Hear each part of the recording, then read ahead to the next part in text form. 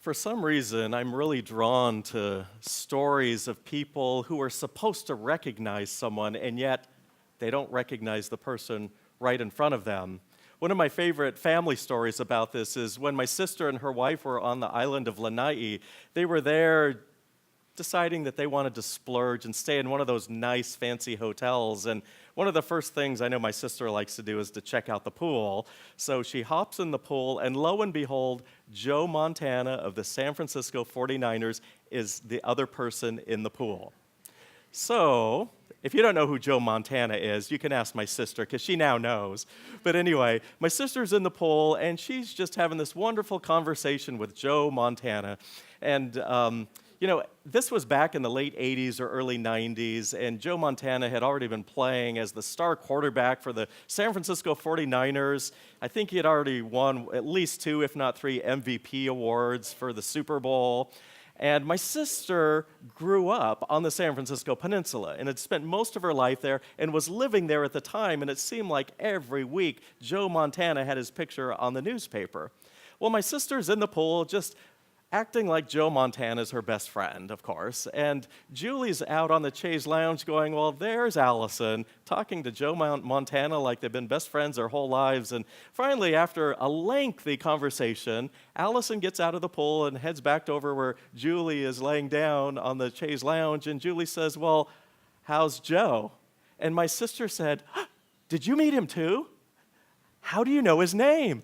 And Julie realized that Allison had no idea that she had spent all that time in the pool with the famous Joe Montana. And so she starts explaining to my sister, I think she starts with football. You know what football is, right? And then you know what who the 49ers are. They're just right up the street from us practically. And Joe Montana is like the most famous football player alive today. And my sister's scratching her head. I can just picture saying, no, it doesn't ring a bell, none of this. But anyway, I just love telling that story, in part because my sister actually watches a lot more sports than I do, so I could see myself in that same situation probably many times, and I just didn't even know it. But another story that's a family story about not recognizing someone. When my Uncle Pat and Aunt Joanne lived here on Kauai, they lived over in Kaumakani, and my uncle had just finished getting his agricultural degree from Montana State in Bozeman. World War II was just over. He had finished his time in the Navy, and then he got his degree in agriculture and decided that he was going to learn the plantation trade in Hawaii. So he moved over to Hawaii, and his first job was here on Kauai, learning how to manage a sugarcane plantation. Well, he was here in the 1950s for about 10 years, and I think it was right about in the 1960s, he signed up with C. Brewer, the multinational corporation that used to be headquartered in Honolulu and now I believe is in Hilo or on the Big Island. And so his first assignment as a manager was in Iran. And so he decided, well, he's going to go to Iran. Let's kind of let go of all the things he doesn't need anymore. Well, one of the things that he let go of was a little tiny piece of property in this place called Koloa Landing. And right down the street here, my Uncle Pat, back when you could buy a piece of property for under $1,000, he bought this little piece of property because, it was like crazy not to. It was practically nothing. And, he thought maybe someday it'll be worth something. Poipu. It's like, who spends a lot of money on property in Poipu? So back in the 1950s, he was actually able to afford this little piece of property right down the street. And then he thought, well, it's going to be like $100 a year for property taxes. That'd be crazy for me to keep doing. So he sold the property to this person that he kind of knew by the name of Chang Fook. Now, if you don't know who Chang Fook was, he had the bakery in Old Koloa Town right around the corner here, and Chang Fook was known to be, the bakery was known as the place to go if you wanted a really good, nice, fresh baked bread, or a roll, or I also heard that they had the very best mini custard pies on the whole island, and they were 25 cents. So I was reading a book recently and about what it was like in Koloa in the old days, and the little kids loved going to Chang Fook Bakery to get the mini custard pie, but 25 cents was a lot of money back then in the 1950s, so they would have to save up to get a quarter to go get their pie. Well, anyway, Chang Fook ended up buying the land from my uncle, and I heard he built a house down there someday. But 20 to 30 years later, my Uncle Pat and Aunt Joanne were back on the island, and they wanted just to kind of see if they could find the property that they used to own down here. And in the meantime, there had been a hurricane, and they were a little ways away from the beach. But anyway, they're walking along the beachfront down there, and they see this little man that my uncle described as a little Chinaman with kind of raggedy cut-off jeans and this shirt that was kind of dirty with holes in it, and he was carrying this net full of octopus. And he's walking along, and my Uncle Pat says, well, maybe he knows where my property is. So he goes up to this little Chinaman and starts talking to him and saying, yeah, I used to live here like, quarter of a century ago, and I sold a piece of property. I thought it was way back there. And the little Chinaman said, are you Pat Gagne? And he said, I'm Chang Fook. And after all those years, neither of them recognized each other. But anyway, to make a long story short, Chang Fook said, after you sold me the property and left, the property just skyrocketed, and I always felt so bad. I'm willing to give it back to you now at today's price. And my uncle finally just said, oh, no, you keep it. And it's one of those things he told me that he'd been kicking himself for the rest of his life, because he said, I could have been a millionaire for that little piece of land down there where Koloa Landing Hotel is now. But anyway, I've just always loved those stories about when people see somebody and they're just supposed to know who that person is, and it's not until later that they find out, oh, this is somebody I knew really well, or this is somebody that's famous that everybody knows.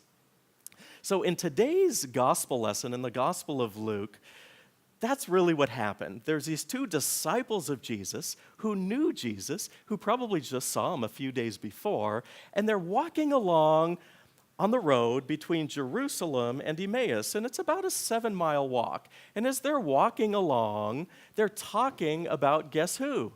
Jesus. And they're discussing amongst themselves about Jesus when all of a sudden, Jesus just shows up at their side and says, hey, what are you guys talking about? And they're looking at him like he's crazy, because he's coming from Jerusalem. That's where they're coming from. And they know that everybody in Jerusalem is talking about this man Jesus because he was supposed to be their Messiah and Savior, and they all saw him crucified. The whole town showed up for a crucifixion, in case you didn't know. That was like their entertainment back then, unfortunately. But everybody saw Jesus die. And here it is 2 days later on Sunday afternoon, and they had heard that morning somebody saw Jesus alive. And later on, somebody else saw Jesus alive. And later on, somebody else did. The whole city of Jerusalem was talking about this man that they all saw die, and he's alive. So these two, Cleopas and the other disciple, are talking to Jesus about Jesus. And he's just kind of listening, going, oh, they're never going to get it. So Jesus decides to tell these two disciples about him to see, I think, if they would catch on.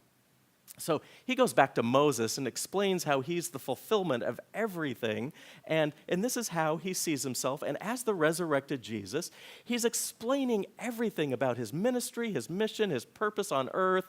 And these two people, disciples, are just kind of learning and nodding their head the whole time, not knowing at all that it's Jesus who's actually talking to them.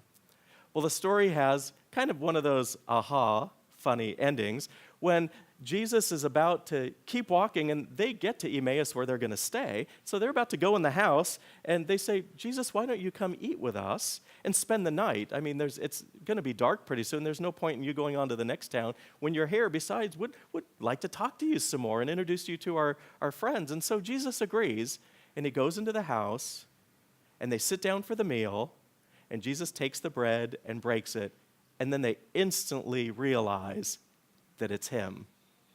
Unfortunately, Jesus just disappears at that point. But the interesting thing is, They finally recognized Jesus, and they must have just been going, oh my gosh, we should have known. How blind could we be? And they actually had a conversation about that, talking about how their hearts were burning within them as they're walking along, thinking, how could we not have known this was Jesus? And we were talking about him all along. Well, as I was reading this story several times this week, I kept thinking, what are the lessons here? What are the lessons for us that we might learn? And one of those was that as we sometimes don't recognize Jesus in our midst, and that happens to all of us, doesn't it? We're in really good company. Even Jesus' disciples didn't recognize he was right there with him. And like I said, they probably just saw him a couple days before. And so there are times in my life where I think, I was rushing through life, or I just wasn't paying attention, or I was distracted. And, it's easy for us to beat up on ourselves and say, what's wrong with us? We should pay better attention. And maybe we should, but I just want you to know that we all do that at times, and we really are in good company if Jesus' own disciples didn't recognize him at all. So that's one thing we can learn from the story. I think we can also learn that as Jesus showed up and walked along with these two disciples, they learned some really important things. As we're walking with Jesus, as we're walking with God on our journey through life, and we're doing our best to pay attention, we too can learn an awful lot. And in the Gospel of Luke, one of the things that the disciples were learning was they were learning all about God. They were learning all about themselves, about faith, about God's grace, about what it meant to be a follower, a true follower of God. And most importantly, they were learning about compassion, how to have compassion for themselves, and how to have compassion for everybody they met, and also how to have compassion for everything and everyone around them, including the environment and this wonderful earth on which we live. Barbara Brown Taylor wrote a book that I've referred to before in my sermons called An Altar in the World. And in the book, she talks about how Jesus walked an awful lot. She talks about how the Gospels are just peppered with accounts of Jesus walking everywhere. And he walked out in the countryside. He walked to the market. He walked amongst people. He walked in the temple. And you know what? He even walked on water. And Barbara Brown Taylor said, I'm sure Jesus was smart enough to figure out how to ask somebody for a horse if he wanted to go quicker.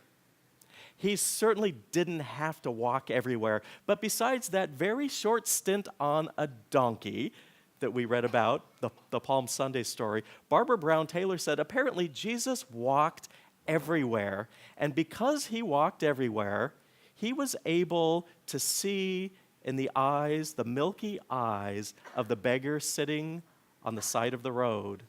And he was able to see the round black eyes of the birds sitting in cages at the marketplace.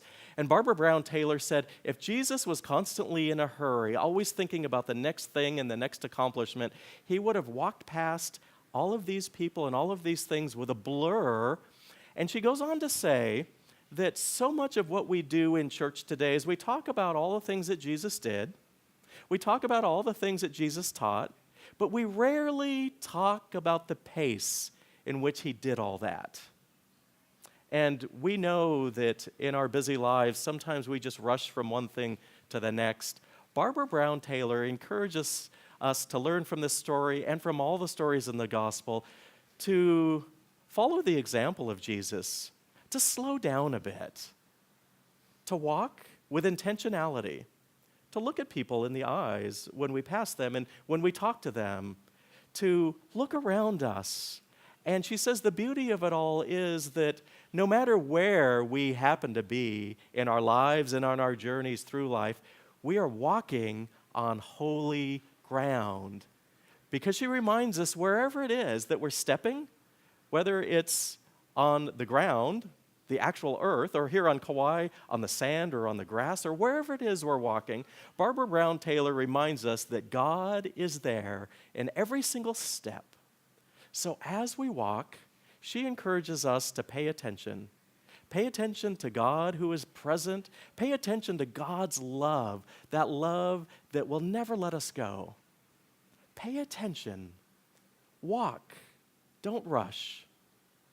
Knowing that wherever you go, you are walking on holy ground. My encouragement to you as you think about the week to come, think about every step that you take, knowing that God is in each step.